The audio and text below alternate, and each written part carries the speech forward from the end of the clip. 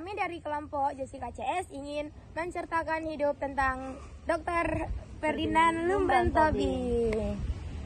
Pada tanggal 19 Februari 1899, di sebuah kota kecil bernama Sibolga, Tapanuli Tengah, lahirlah seorang anak laki-laki dari keluarga Batak yang sederhana. Anak itu diberi nama Ferdinand Lumban-Tobing.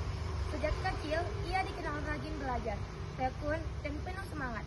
Kedua orang tuanya sangat menghargai pendidikan, dan itu menjadi bekal utama bagi Ferdinand kecil.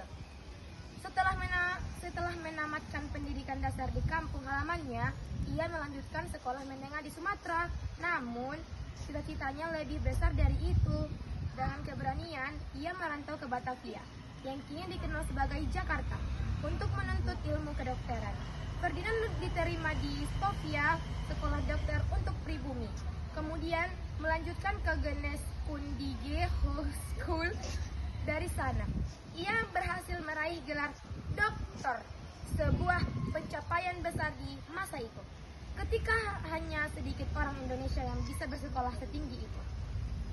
Setelah lulus, Ferdinand kembali ke tanah kelahirannya, Sumatera. Ia bekerja sebagai dokter dan melayani masyarakat.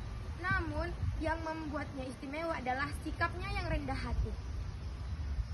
Banyak pasien yang ia tolong tanpa meminta bayaran. Karena itu, rakyat menjuluki sebagai dokter rakyat. Meski sibuk mengobati orang sakit, hatinya gelisah melihat penderitaan bangsa yang masih dijajah Belanda. Dari sinilah Ferdinand mulai terjun ke dunia pergerakan nasional. Saat Jepang menduduki Indonesia pada tahun 1942, kehidupan rakyat semakin sulit. Jepang membentuk sebuah dewan bernama Shushaikai dan Ferdinand dipilih menjadi salah satu anggotanya. Walaupun berada dalam struktur bentukan Jepang, ia tidak tunduk sepenuhnya, justru menggunakan posisi untuk menyuarakan kepentingan rakyat, serta menyebarkan semangat kemerdekaan. Ketika berita proklamasi kemerdekaan 17 Agustus 1945 sampai ke Sumatera, Ferdinand menyambutnya dengan penuh sukacita. Ia segera berdiri di garis depan membela Republik Indonesia yang baru berdiri. Pemerintah pusat kemudian mengangkatnya sebagai Presiden Tapanuli pertama.